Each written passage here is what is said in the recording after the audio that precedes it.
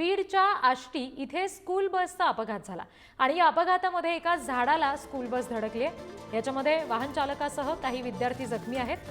आष्टी अहिल्यानगर महामार्गावरील बेलगाव चौकात हा अपघात झाला। अपघाताचं कारण नेमकं समजू शकलेलं नाहीये। स्थानिकांनी अगदी वेळीच मदत केली, त्यामुळे जखमींना मदत झालेली आहे। अपघातातील जखमींवर आष्टी ग्रामीण रुग्णालयामध्ये उपचार सुरू आहेत। परिसरात असलेल्या सीसीटीव्ही फुटेजच्या आधारावर पोलीस अपघाताचं कारण शोधतायत। आणखी तपशील घेऊया, प्रतिनिधी उदय नागरगोजे आपल्याशी जोडले गेलेत त्यांच्याकडून। उदय, नेमका हा सगळा प्रकार काय घडलेला होता समजू शकलाय का, आणि जखमींच्या प्रकृतीचे काय तपशील आहेत?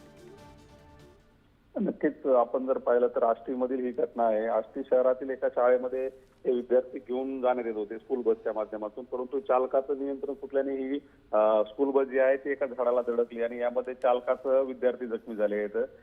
यानंतर आता परिसरातील लोकांनी या विद्यार्थ्यांना तसेच चालकाला रुग्णालयात दाखल केले असून आता त्यांची प्रकृती स्थिर आहे। कुठलाही विद्यार्थी गंभीर जखमी झाला नाही सुदैवानं।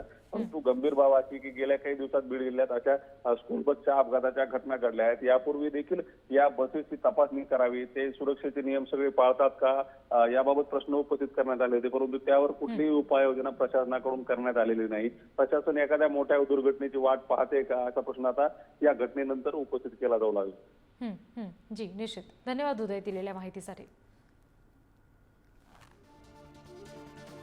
Thank you.